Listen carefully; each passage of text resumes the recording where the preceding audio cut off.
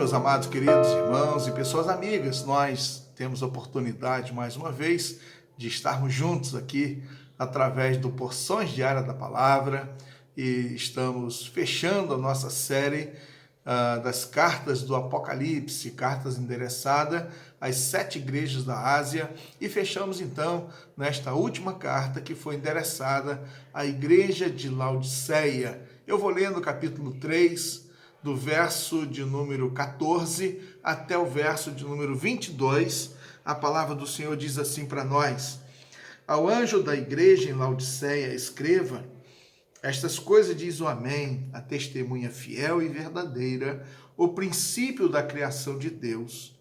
Conheça as obras que você realiza, que você não é nem frio nem quente, quem dera você fosse frio ou quente. Assim, porque você é morno e não é nem quente nem frio, estou pronto a vomitá-lo da minha boca. Você diz: sou rico, estou bem de vida e não preciso de nada, mas você não sabe que é infeliz, sim, miserável, pobre, cego e nu. Aconselho que você compre de mim ouro refinado pelo fogo, para que você seja de fato rico. Compre vestes brancas para se vestir, a fim de que a vergonha de sua nudez não fique evidente. Colírio para ungir os olhos, a fim de que você possa ver. Eu repreendo e disciplino aqueles que amo. Portanto, seja zeloso e arrependa-se. Eis que estou à porta e bato. Se alguém ouvir a minha voz e abrir a porta, entrarei em sua casa, cearei com ele e ele comigo. Ao vencedor, darei o direito de sentar-se comigo no meu trono, assim como também eu venci e me sentei com meu Pai no seu trono. Quem tem ouvidos, ouça o que o Espírito diz às igrejas. Amém. Carta à igreja em Laodiceia.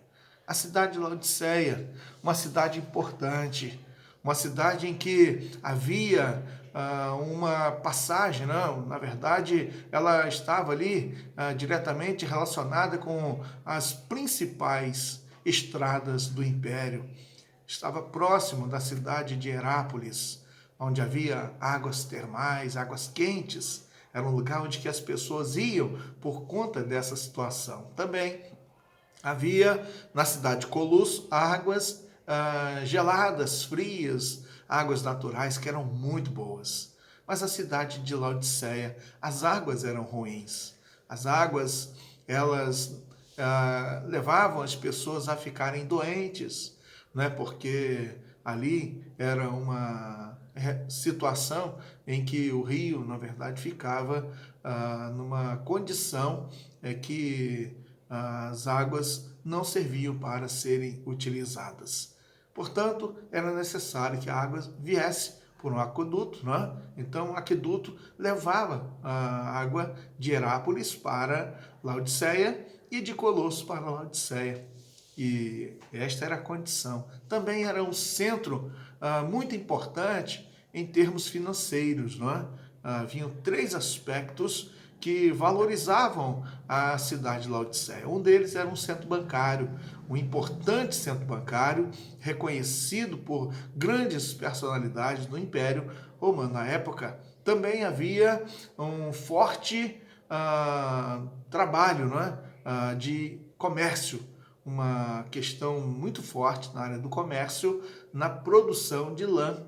Não é? Então havia uma lã preta que ela era assim quase que exclusiva daquela região, de alto valor comercial, né? Também havia a própria questão da tintura, né? Então era uma área comercial muito forte.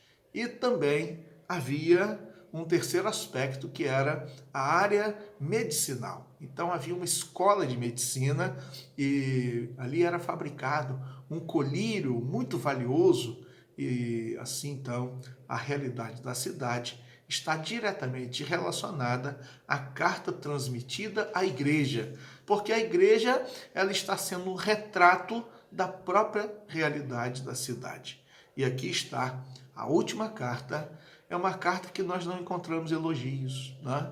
Você pode imaginar, né, uma situação em que aquela igreja não recebeu uma palavra de elogio da parte do Senhor. Então, apenas foram destacados a parte de advertência e condenação, não é o que está escrito no texto. Também, a palavra de Deus mostra uma igreja que estava completamente tomada pelo esfriamento espiritual. Uma igreja que, por conta até da prosperidade da cidade, o crescimento da cidade, a importância da cidade, e então fez com que a igreja ela se tornasse também tão dona de si mesma, autossuficiente, que não precisava do Senhor Jesus. E aí então a vida espiritual gradativamente foi se perdendo, e agora então eles estão como pessoas frias na fé. Eu quero fazer a aplicação direta do texto com a cidade, porque quando a água vinha de Hierápolis, né, saía água quente de lá, mas essa água, ao passar por aquele aqueduto, chegava na cidade de Laodiceia, uma água morna. E a água gelada que saía de Colosso, da mesma forma, chegava na cidade de Laodiceia, água morna. E aí o Senhor transmite à igreja que ali eles eram como aquela água morna. Não era fria, nem era quente. Assim também a vida daqueles cristãos não eram frios nem quentes. Não eram, de fato, de posições firmes, comprometidos verdadeiramente com o Senhor. Mas, pelo contrário, era uma igreja que estava produzindo uma tristeza profunda no nosso Senhor. Podemos quase que associar com uma situação de náusea, né? Náusea, de alguém que passa mal porque ingeriu uma coisa ruim, e assim também estava aquela igreja. Ao ponto do Senhor dizer, porque você é morno, porque você é morna, vomitar-te, estou a ponto de vomitar da minha boca. E eu quero dizer para você que o Senhor não está preferindo o ateu e nem está preferindo uma pessoa, né, que está vivendo a realidade cristã de forma desequilibrada. Pelo contrário, embora os extremos estejam sendo apresentados, o Senhor quer que as pessoas não sejam mornas, né, mas sejam firmes, decididas verdadeiramente, né, que tenham tomado uma posição efetiva com o Senhor. Também, quando nós vemos uma igreja que se diz, somos ricos, não precisamos de nada, não depende de nada, nós temos tudo que nós queremos. Veja que eles poderiam dizer que tinham tudo, mas o Senhor diz para eles, olha, coitado, vocês não são nada disso. Né? Essa roupa que vocês vendem, que vocês tanto têm orgulho dela, eu quero dizer para vocês que vocês estão nus, não estão vestidos adequadamente. Esse colírio que vocês têm aí, que vocês tanto se vangloriam, quero dizer que isso não serve também para nada, vocês não estão enxergando com os olhos da fé. E aí o Senhor está dizendo que aquele ouro que eles possuíam também não valia de nada. Né? Então toda a riqueza, e o Senhor diz, coitado, vocês na verdade são pobres, cego, miserável e nu diante de Deus, não possuíam nada, não tinham valor diante de Deus. E o Senhor diz, eu aconselho que vocês de fato comprem o ouro que de fato tem valor, que vocês se vistam com as vestes brancas, para que vocês tenham o direito de viver no céu com o Senhor, que vocês de fato tenham a condição de experimentar a realidade de ver com os olhos espirituais.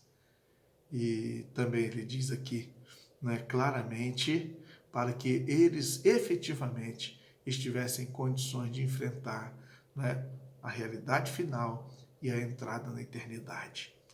Eu quero ainda dizer para você, querido, uma coisa muito importante que o texto nos mostra, que apesar de toda a frieza espiritual, apesar da maneira como aquela igreja estava recebendo apenas advertência, condenação, juízo, mas aquela igreja era amada pelo Senhor. Aquelas pessoas com tudo isso eram amadas pelo Senhor. E o Senhor diz assim, eu disciplino e corrijo aqueles que amam. Sê, pois, zeloso, arrepende-se. O Senhor está quase que implorando aquela igreja, olha, muda de atitude, volte-se para mim. Então, eu quero dizer para você, talvez você já esteja numa trajetória de distanciamento de Deus. numa rebelião contra Deus, fazendo coisas que desagradam a Deus. Mas o Senhor está dizendo para você, seja zeloso, volte para mim, arrependa-se. E aí o Senhor está dizendo para você que Ele te ama, e Ele abre a porta do relacionamento. Eis que estou à porta e bato. O Senhor deseja manter relacionamento íntimo e pessoal conosco. Ele quer relacionar-se conosco de forma profunda. É isso que o texto está dizendo. E ele termina dizendo que é o vencedor. Vai poder desfrutar de benefícios com Ele. De poder manter e desfrutar da comunhão eterna, comunhão plena nos céus. Que maravilha. Que Deus te abençoe, querido. Que essa carta cause impacto na sua vida e que eu e você jamais sejamos tragados pelo desânimo espiritual, pela frieza espiritual, pelo afastamento do Senhor, mas que nós estejamos num relacionamento muito profundo e uma vida muito abundante, plena com o Senhor Jesus. Vamos orar? Querido Deus, Senhor amado, agradecemos, ó Deus, pela Tua palavra. Obrigado, Deus, por essas cartas dirigidas às igrejas ali da Ásia e que chegam para nós, ó Deus, com um impacto tremendo para avaliarmos a nossa vida e vermos, ó Deus, o quanto nós necessitamos, ó Deus, caminhar próximo do Senhor com perseverança, Deus, com firmeza, convicção, com amor. Deus, que as nossas obras sejam realizadas para a glória do Teu nome.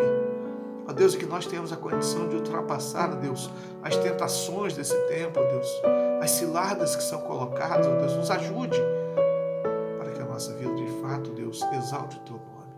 Queremos receber, ó Deus, a aprovação, os elogios, a recompensa, ó Deus, e que o Senhor nos ajude.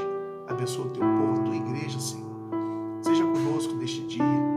Oramos com gratidão no nome de Jesus. Amém. Um grande abraço para você. Que você tenha um dia muito abençoado e uma semana também muito abençoada na presença do Senhor.